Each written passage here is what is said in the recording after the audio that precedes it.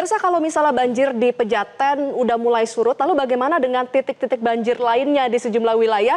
Dan pertanyaan utama adalah bagaimana agar strategi penanganan banjir bisa dilakukan supaya tidak terus berulang. Selengkapnya akan disampaikan oleh rekan saya, Jose Nicole. Silakan, Jose. Terima kasih Valerie dan juga pemirsa. Tentu kita berbicara soal cuaca ekstrim di awal tahun 2026 di ibu kota yang berujung banjir. Ini seakan mengingatkan kita tentang sebuah kisah lama yang belum kunjung usai. Ia datang dan pergi, tetapi tentu kalau kita bicara soal banjir, kita tentunya berharap bahwa banjir tidak datang kembali. Nah, kita akan menghadirkan ulasan seputar bagaimana situasi banjir di awal tahun ini dan bagaimana upaya penanganan ke depan. Kita lihat dari slide yang pertama ya pemirsa, bahwa melansir dari situs resmi Badan Meteorologi, Klimatologi, dan Geofisika, laporan curah hujan kumulatif bulanan deterministik sepanjang Januari 2026 atau dalam bahasa sederhana ya pemirsa adalah perakiraan cuaca oleh BMKG di bulan Januari 2026 ini. Kita melihat intensitas curah hujan berdasarkan satuan milimeter, berdasarkan warna ini mulai dari kuning, dari coklat, kuning hingga hijau tua ini sebenarnya menunjukkan bahwa saat ini secara khusus kita melihat sekarang ke Pulau Jawa dan wilayah Jakarta memang masuk ke dalam musim penghujan. Bahkan termasuk Provinsi DKI Jakarta ya pemirsa yang mengalami potensi curah hujan tinggi. Dan itulah sebenarnya yang kita lihat di pertengahan hingga akhir bulan Januari 2026 ini. Karena berdasarkan pemetaan Kepulauan Seribu DKI Jakarta diprediksi masuk wilayah hujan kategori menengah dengan 100 hingga 300 mm per bulan. Sedangkan untuk Jakarta Utara, Selatan, Barat, Timur, dan Pusat masuk dalam prediksi wilayah curah hujan kategori tinggi yaitu sekitar 300 hingga 500 mm per bulan. Maka hal-hal yang berkaitan dengan penanganan banjir ini, hal yang berkaitan juga dengan apa yang menjadi perakiraan cuaca dari BMKG sebenarnya sudah dikeluarkan. Lalu bagaimana menjadi tantangan ke depannya adalah menangani dampak daripada banjir itu sendiri. Kita lihat tadi slide yang kedua ya pemirsa, salah satu sektor kerugian yang paling berdampak akibat banjir tentu adalah ekonomi. Baik itu kegiatan maupun dampak kerusakan yang harus direvitalisasi oleh pemerintah daerah. Karena sebelumnya pemirsa kita juga diketahui bahwa yang sedang ramai diperbincangkan adalah banyaknya jalan berlubang akibat banjir yang diungkap oleh Dinas Bina Marga Provinsi DKI Jakarta. Diungkap bahwa terdapat 6.000 titik jalan berlubang di ibu kota dan saat ini telah ditindaklanjuti dengan penanganan sementara alias ditambal untuk jangka pendeknya saja. Namun tentu kita berharap ya bahwa penanganan yang permanen bisa dilakukan karena ini berkaitan juga dengan mobilitas dan juga keamanan masyarakat. Dan kita juga tahu bagaimana gambaran kemacetan di ibu kota imbas dari banjir ini terlihat dan bagaimana terhambatnya mobilitas masyarakat. Banyak ruas jalan ini menjadi macet karena warga tetap berupaya untuk melakukan aktivitas, tetapi di sisi lain juga tidak bisa menerobos hujan. Bahkan tidak sedikit hingga kendaraannya mogok. Karena pemirsa kalau kita bicara soal kendaraan mogok tentunya ini merupakan kerugian ekonomi bagi masyarakat secara langsung. Bahkan saking mobilitas masyarakat terganggu, Pemprov DKI Jakarta sampai harus menerapkan skema kerja work from home dan pembelajaran jarak jauh untuk sementara hingga 1 Februari 2026 mendatang. Dan tentunya yang tidak kalah penting pemirsa adalah rusaknya hunian warga hingga infrastruktur maupun fasilitas publik yang juga menjadi dampak bagi kerugian ekonomi. Dan kita lihat dari slide selanjutnya pemirsa, ini merupakan tentunya kita juga bisa menjadi atensi bersama meskipun banyak ya tentunya dari masing-masing wilayah baik itu dari Jakarta Utara, Selatan, Barat, Timur maupun Pusat yang kerap menjadi wilayah yang terdampak banjir. Tetapi kita sudah mengumpulkan lokasi-lokasi di mana rawan terjadi banjir terutama di ruas jalan yang mengganggu mobilitas masyarakat. Seperti di Jakarta Barat, Jalan Dan Mogot, Srengseng Raya dan flyover Pesing itu kita rutin mendengar kabar itu ya pemirsa. Jalan Lejen Suprapto untuk di wilayah lain dan juga Jalan Industri dan juga Kelurahan Gunung Sari.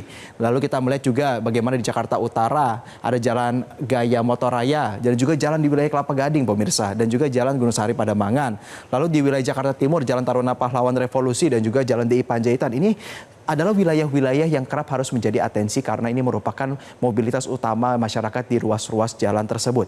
Nah, sekarang kita bertanya dan juga menanti apa yang menjadi solusi untuk penanganan banjir ini. Kita lihat dalam slide selanjutnya ya pemirsa, ada beberapa hal yang sifatnya menjadi solusi baik itu untuk jangka pendek, menengah, dan panjang. Kalau dalam jangka pendeknya kita tahu ya seperti bagaimana yang kerap disampaikan oleh pemerintah Provinsi DKI Jakarta bahwa operasi modifikasi cuaca atau OMC ini dilakukan. Namun tidak sedikit pengamat yang menyampaikan bahwa operasi modifikasi cuaca ini merupakan solusi yang sifatnya jangka pendek. Dan tentu yang perlu diformulasikan dan kita nantikan bersama adalah bagaimana solusi jangka menengah dan panjangnya. Dan telah diungkap oleh pemerintah Provinsi DKI Jakarta bahwa pada tahun 2026 ini akan ada 3 sungai sebagai bentuk penanganan jangka pendek dan juga jangka menengah maupun panjang adalah normalisasi terhadap 3 sungai. Di antaranya adalah Ciliwung, Krukut, dan juga Cakung Lama, yang diketahui juga pemirsa bahwa sempat diungkap bahwa Ciliwung ini sempat terhenti pada tahun 2017. Dan sebagai bentuk kompensasi, kita tahu bahwa kalau normalisasi berarti terdampak kepada warga yang harus direlokasi, maka Pemprov DKI Jakarta ini memilih mekanisme untuk ganti rugi lahan kepada warga yang direlokasi agar diyakini relokasi ini berjalan dengan lancar. Dan sebagai informasi pemirsa, berdasarkan postur anggaran, untuk kita menantikan realisasi yang seperti apa, bahwa pada postur anggaran APBD 2026 ini di Jakarta, urusan pekerjaan umum dan tata ruang ini termasuk pengendalian banjir salah satunya, telah dianggarkan sebesar 3,64 triliun. Maka hal-hal yang berkaitan dengan upaya untuk penanganan banjir berdasarkan pagu anggaran ini, kita tentu berharap bahwa adanya penanganan yang lebih progresif dan juga penanganan yang lebih masif. Nah, kita akan mulai membahas mengenai 3 sungai ini pemirsa. Kenapa ini penting satu dengan yang lainnya? Kita sudah memberikan visualisasinya untuk Anda. Yang pertama adalah Sungai Krukut, Sungai Ciliwung, dan Sungai Cakung Lama. Kita sebenarnya awali ya pemirsa bagaimana kenapa 3 sungai ini sangat krusial. Kita pertama lihat dulu Sungai Ciliwung ya pemirsa. Tentu ini merupakan sungai utama dan lintas wilayah. Dan masalah yang paling klasik yang masih dihadapi adalah satu, penyempitan di lokasi tepatnya di tengah kota, sedimentasi yang tinggi dan perlu untuk dikeruk, serta bantaran yang padat permukiman karena banyaknya warga yang tinggal di daerah di sana sehingga badan daripada sungai itu mengalami penyempitan. Apabila daya tampungnya tidak segera diperluas dan dikeruk, maka Sungai Ciliwung ini akan menjadi sumber masalah utama banjir di Jakarta. Maka untuk menindaklanjuti hal tersebut, alokasi anggaran yang sudah ditetapkan untuk normalisasi Ciliwung ini dikatakan sudah disiapkan sebesar 300 miliar rupiah. Lalu kita beralih pemirsa, ada Sungai Krukut. Sungai Krukut ini merupakan salah satu sumber genangan di wilayah pusat Jakarta ya. Karena karakter sungai ini itu melintasi di kawasan pusat Jakarta. Meski sungainya sifatnya sekunder. Tetapi masalah utama yang tetap dialami oleh kapasitas kecil, yaitu juga ditambah lagi dengan beban limpasan yang tinggi sehingga rentan tersumbat dan backflow terutama terjadi ketika hujan deras. Nah, berkaitan dengan Sungai Krukut ini, proyek normalisasi ini akan dilakukan sepanjang 1,3 km dan pembebasan 65 bidang tanah ini perlu untuk dilakukan.